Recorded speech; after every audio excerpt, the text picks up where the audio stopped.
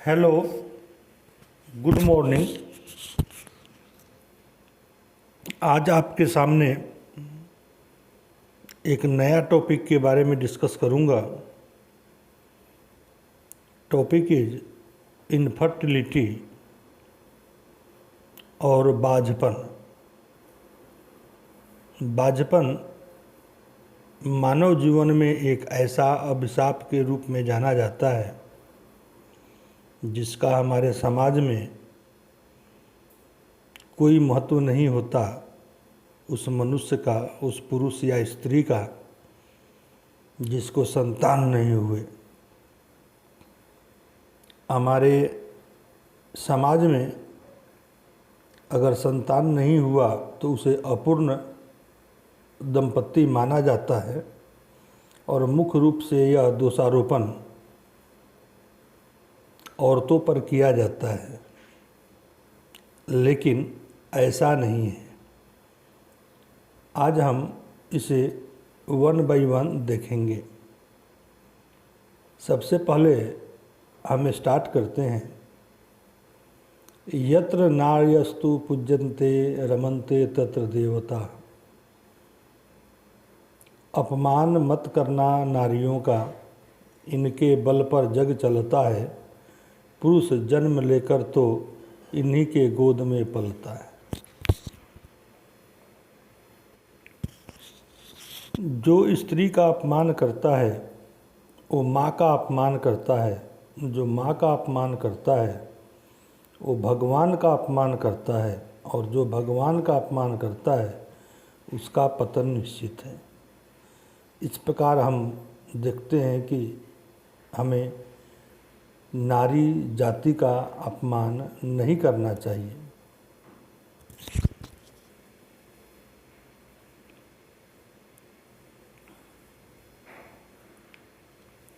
Infertility और बाझपन। Inability to initiate the reproductive process on the part of married couple in spite of their desire to reproduce within a reasonable length of time, that is 2 to 3 years.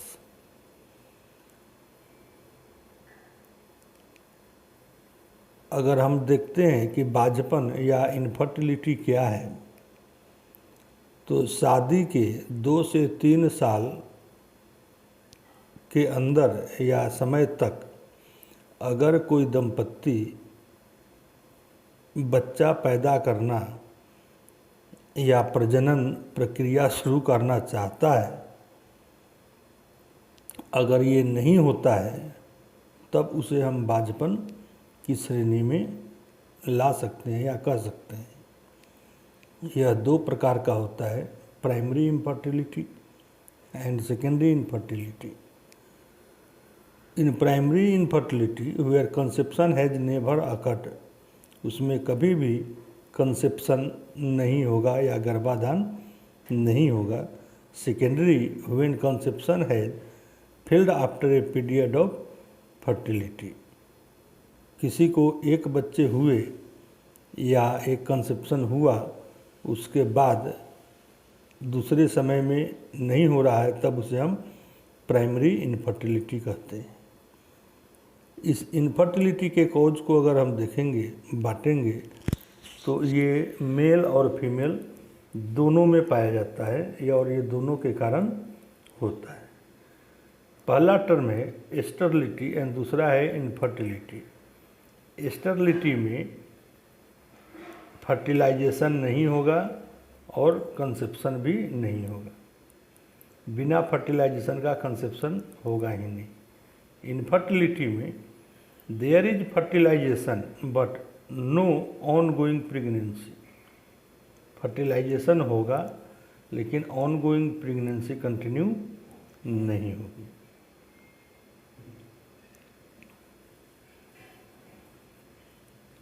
एक नज़र में देखते हैं male reproductive system. In this structure we see urethra, vas deferens, prostate, testicle, seminal vesicle. अगर इस reproductive system में कोई problem होता है तो यह भी एक इनफर्टिलिटी का कारण बनता है। अगर हम एक ग्राफ के द्वारा देखते हैं कॉजेज ऑफ इनफर्टिलिटी, इसमें हम देख रहे हैं कि फीमेल इनफर्टिलिटी का केस 30% होता है, मेल इनफर्टिलिटी 30% होता है, mixed infertility causes male female दोनों के कारण अगर होता है तो 20% है, और अनएक्सप्लेन्ड इनफर्टिलिटी जिसका कोई कारण नहीं है या नहीं जाना जाता है वो 20% है। कुल 100% इसमें ये डाटा दिखाया गया है, जिसमें 30% male, 30% female, 20% mixed and 20% unexplained.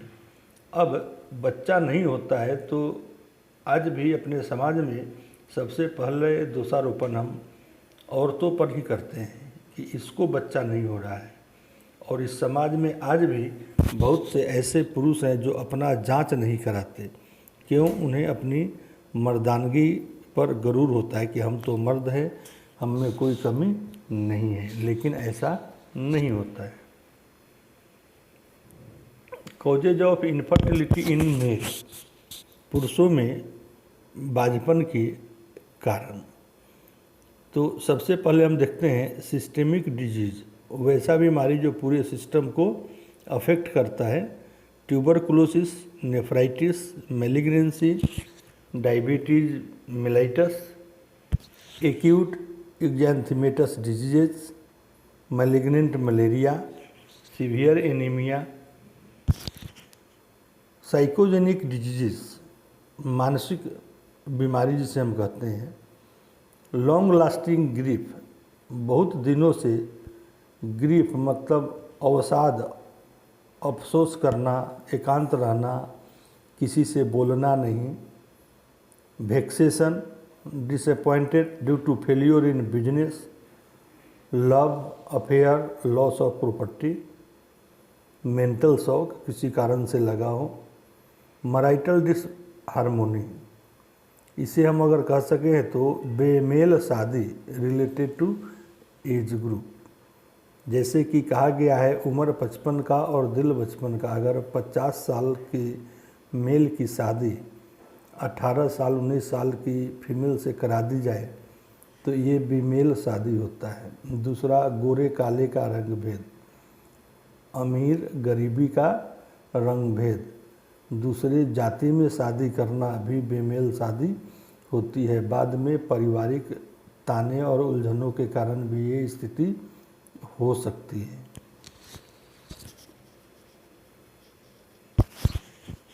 Genital defect, पहले डायग्राम में नॉर्मल जेनाइटल स्ट्रक्चर देखे थे ऑर्गन, तो जेनाइटल डिफेक्ट में पेनिस में जो बीमारी होती है, जो डिफेक्ट होता है, phimosis, paraphimosis.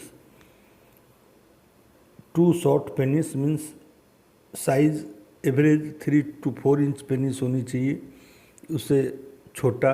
Impotency, foreign body in urethra, urethral stenosis as a stricture urethra, acute infection in penis, sedative impotency, specific infection in penis. Testis, exposure to heat, exposure to heat means कुछ ऐसे काम है जिसमें हमेशा काम करने पर testis को हीट का एक्सपोजर होता है। जैसे पहले रेलवे में इंजन में कोयला डालने का काम करते थे, या वर्तमान समय में ज़्यादातर जो होटलों में काम करते हैं खाना बनाने या मिठाई बनाने का काम, या फैक्ट्री में जहाँ हमेशा हीट एक्सपोजर होता है, उस कारण से स्पर्मेटोजेनेसिस डिस्टर्ब होता है। So cause related to testis is exposure to heat.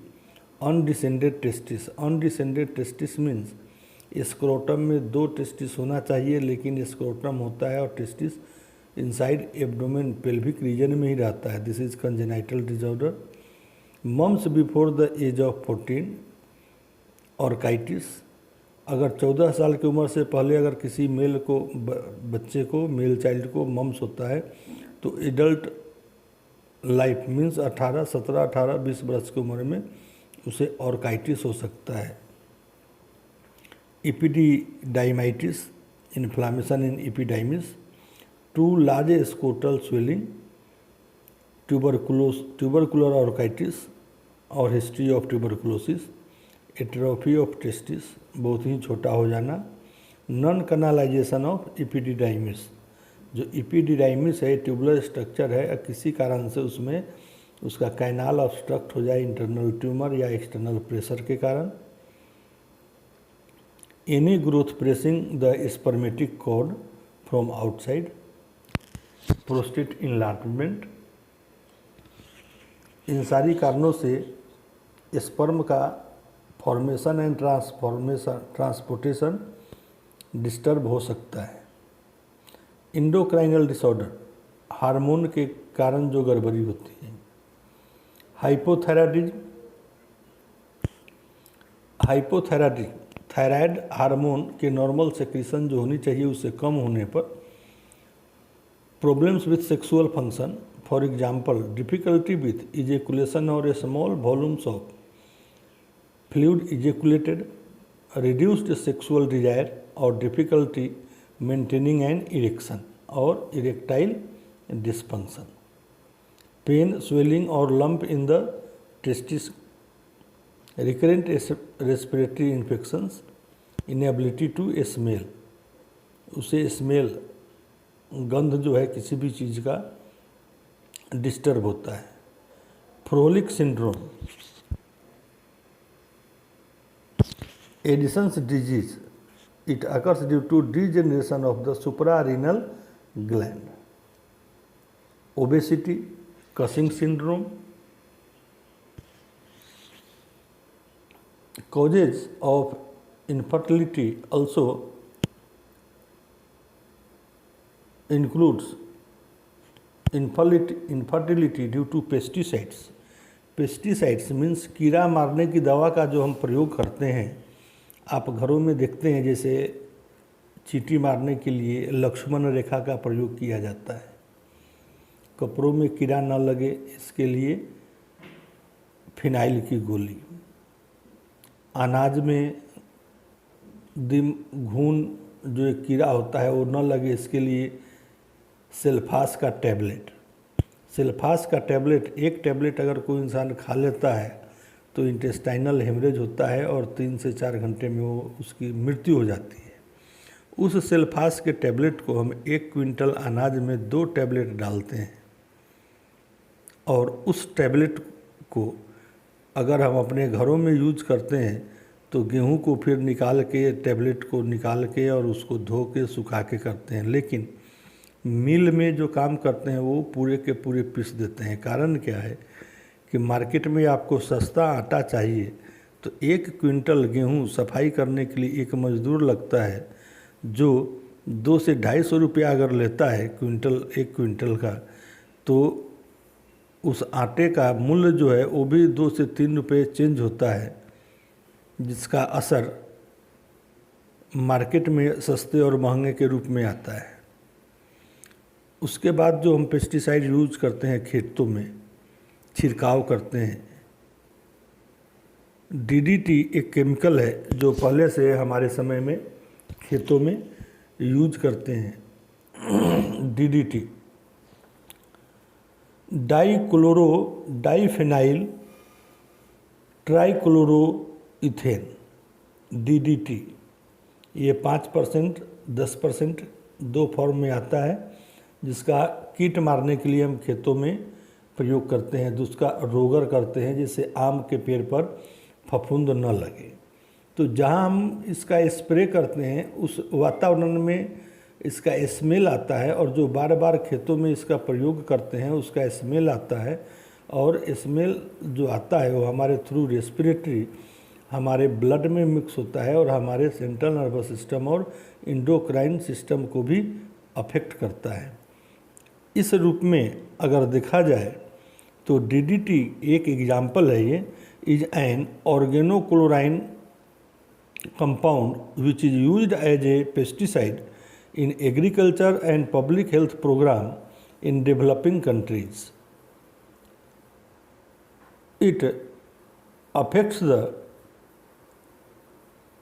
hormone or estrogen activity. Those cells secretes or contains estrogen producing capacity as Leydig cells, ovary, uterus and cervix. Exposure to DDT constitutes a chemical agent of infertility in male and female humans. Also, आप अपने घरों में देखते हैं चूहा मारने की दवा जिसका केमिकल जिसमें जो यूज होता है ऑर्गेनोफॉस्फोरस, अगर वो आत्महत्या के उद्देश्य से कोई खा लेता है और आत्महत्या उसकी मृत्यु नहीं हुई फिर बच जाता है, तो इस केस में भी स्टेरिलिटी का केस आता है। मेल में स्पर्म का प्रोडक्शन ही नहीं होगा, अगर होगा तो डेड स्पर्म होगा। तो ऐसे बीमारी के यूज के लिए अगर हम कॉन्स्टिट्यूशनल मेडिसिन देते हैं, साथ में जिस मेडिसिन जिस केमिकल को खाने या लेने के बाद हुआ है उसी का अगर हम 3x पोटेंसी टटोपैथी फॉर्म में अगर देते हैं तो उस केस में हमें बहुत ही अच्छी रिजल्ट मिलती है।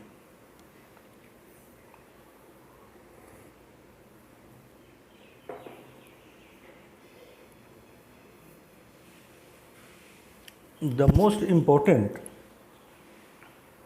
WHO reference ranges for semen analysis that includes semen volume, pH, sperm concentration, total sperm count, total sperm mobility, progressive sperm motility, sperm morphology. Defect in semen. Defect in semen, इसके लिए हमें normal याद रखना पड़ेगा। Normal 2 to 5 cc पर 20 million at least. Tested half hour after ejaculation, counted with in half hours.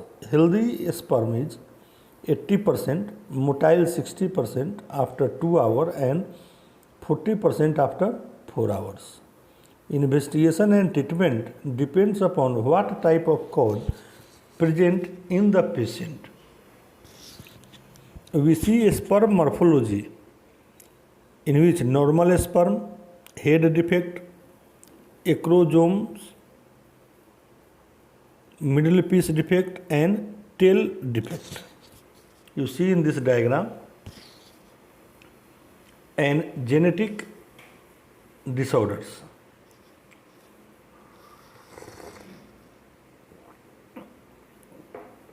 In genetic disorders, chromosomal abbreviation, Klinefelter syndrome,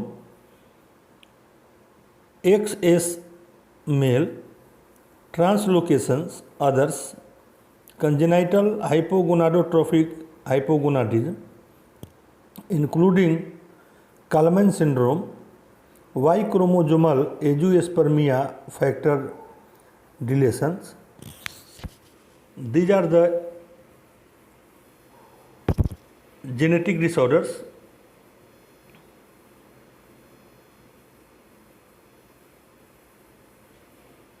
investigations in male, इन सभी कारणों के बाद हम अगर एक मेल पेशेंट का इनफर्टिलिटी के लिए हम अगर इन्वेस्टिगेशन कर सक रहे हैं तो उसमें हम क्या देखेंगे और क्या पूछेंगे।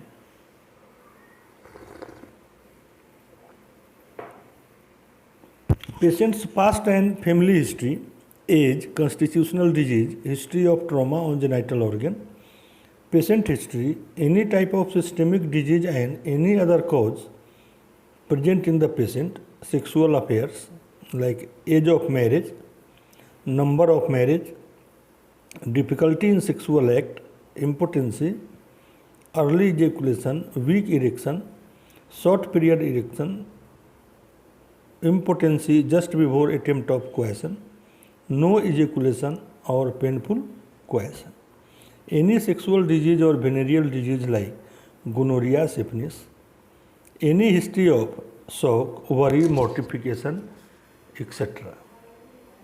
In physical examination, routine systemic examination, obesity, general health, endocrinopathy, sexual character or appearance of secondary sexual characters.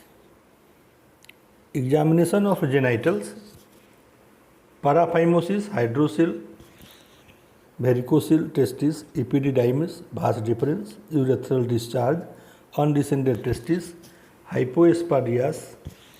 In blood test, blood sugar, ESR, hemoglobin, VDRL, RPR, and maybe other serum test. In hormonal analysis, testicular biopsy, BMI, BMR, semen analysis, sperm count, endocrinal study, follicular stimulating hormone, luteinizing hormone, prolactin, thyroid stimulating hormone, testosterone, etc. Medicine for infertility is selenium or chitinum, nupar luteum, and also other medicines. If we see repertorial approach, argentum nitricum, ammonium carb, argentum metallicum, borax, calcarea, cannabis sativa, causticum. Lot of medicine in a repertory. So we decide the use of medicine according to case. At present, in artificial technique,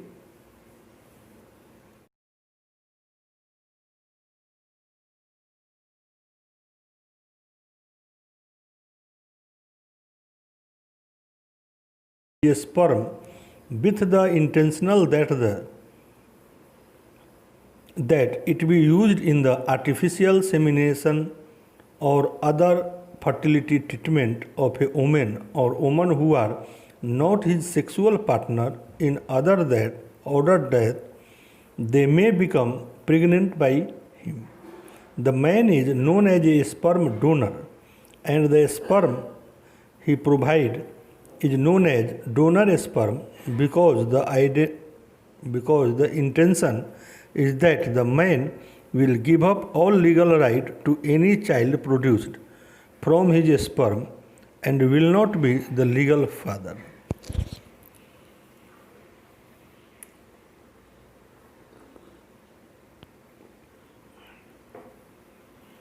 इस technique का उपयोग हम उस cases में करते हैं जहाँ पर male partner is unable to produce sperm due to any reason or any disease. Thank you for watching this video.